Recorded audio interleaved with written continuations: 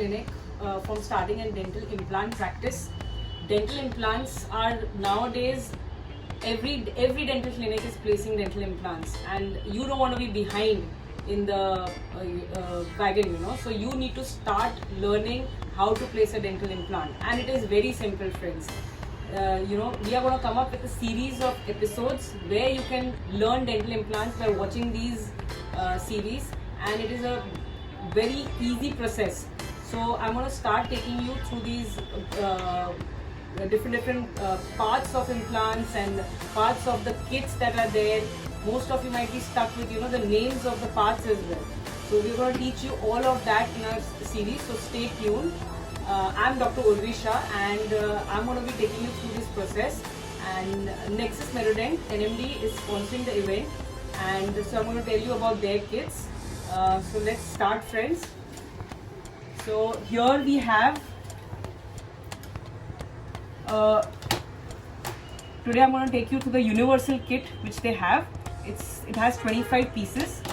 So there are the Trephine kits, Trephine drills, which are ranging from 3 mm up to 8 mm, 3, 4, 5, 6, 7, 8. So this is for bone grafting. Initially I will tell you first about the drilling, and then we will go to the Trephine drill system. So in the drills, they start with 2 mm drills, then there is a 2.5 mm drill, 2.8, 3.2, 3.65, 4.2, 4.8, 5.8. So these are the drills. So there are different markings, if you can see on this drill, depending on how deep you want to place the implant. So there are different markings, like if there is 5 mm, 7 mm, 9 mm.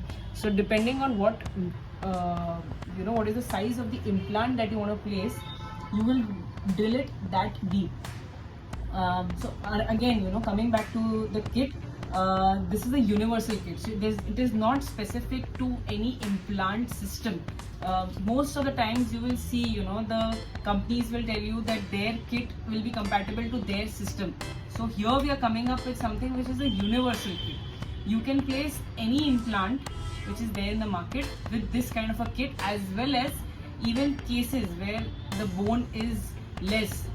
Most of the cases which will come to your clinic, the bone will be not adequate. So with this kit you can even place those implants. So coming back, so once if you are going to take, supposingly you want to place a 3.5 mm of an implant, how will you choose that you want to place 3.5 mm or 3.75 or 4 mm of implant, or how will you choose the length? That depends on your OPG, or your, if better, if you can have a CBCT. Initially I would recommend that you take a CBCT of the particular tooth or of that particular area where you want to place the implant. So if you want to be placing, if you see the height is around 11 mm, so then you can place easily 10 mm of an implant, leaving apart 1 mm from the vital structures. So now that you've decided, supposing we take a scenario where the bone height is 11 mm and the bone width is around say 5 mm. So if the bone width is 5 mm, you need to leave 1 mm buccally and 1 mm lingually or palatally for the bone to be there for the implant to osseointegrate. So if we have to consider that the bone width is 5 mm, maximum you can take is up to 3.5 mm, that also with an expander. So what we will be doing is, supposedly there is 5 mm of bone width and 11 mm of bone height that you have, which you have seen on your CBCT or through different levels of OPG or X-rays or whatever. We will be choosing the drilling sequence. So what will we be doing is, we will be starting with we will always start with the minimum drills. So you will start with a 2 mm drill, you will go to a 2.5 mm drill up to 10 mm, then you will take a 2.8 mm drill, you will take a 3.2 mm drill.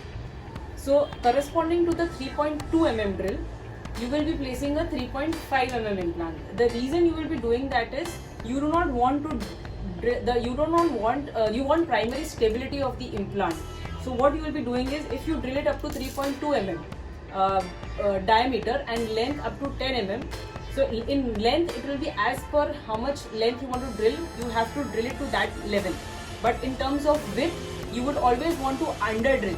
If you over drill, supposingly if it is a 3.5 mm drill and your implant size is 3.5 mm and you drill it to 3.5 mm, the initial primary stability will not be there. So you always under drill, mostly in a D3 quality of bone, which we normally get in the posteriors.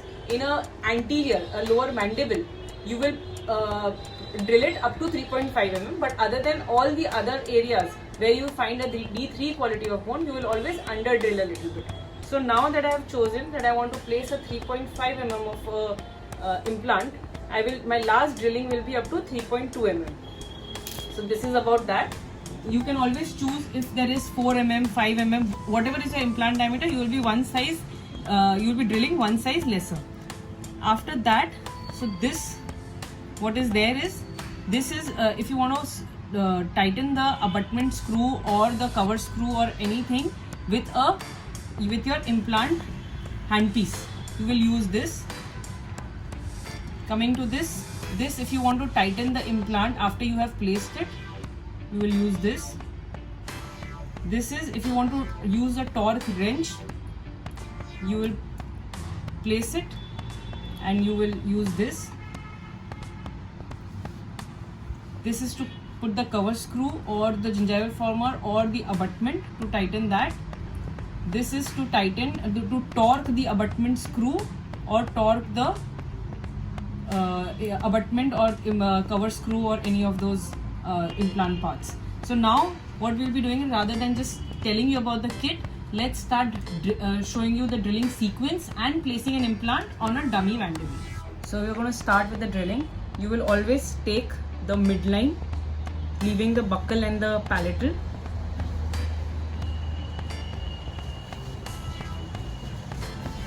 And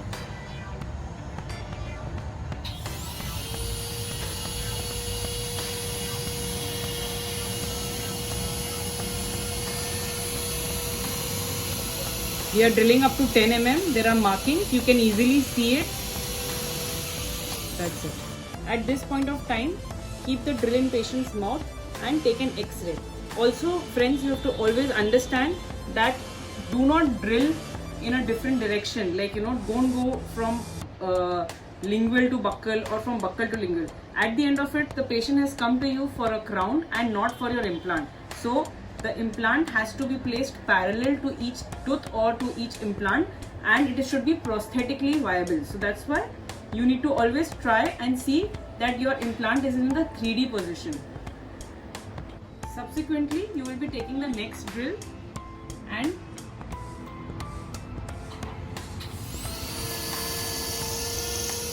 the first drill takes a little more drilling. The second drill, be a little careful and drill slowly.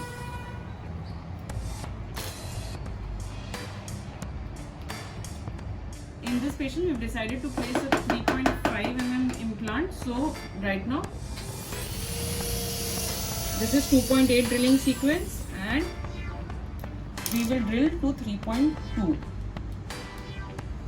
And this is our last drill. You can always take, initially you can take X-rays at every step.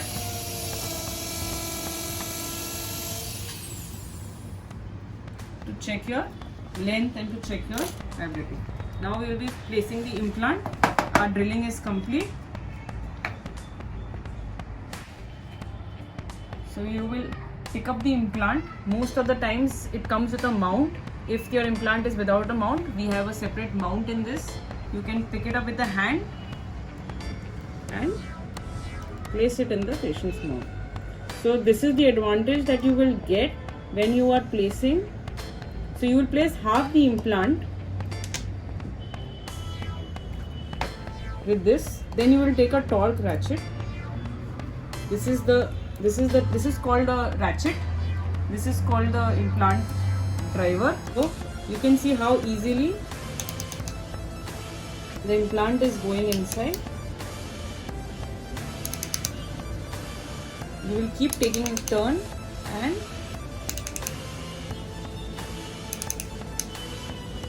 so at this point of time, you can always take an X-ray. Right now we are absolutely at the bone level. What I prefer is going just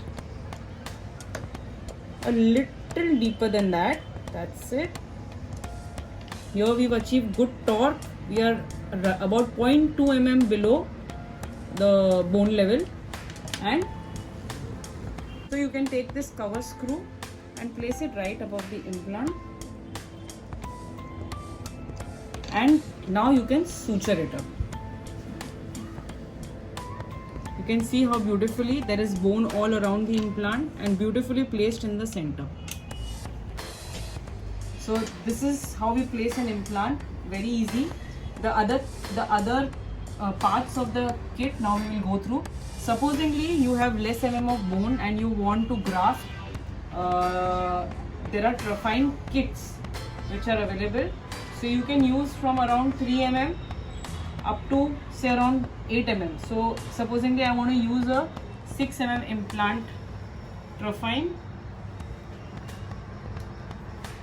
You will take this Trufine. You can take bone from either the chin area or the ramus area, or the third molar. Supposing the patient requires a third molar to be removed or something, you can even take it from there. You will go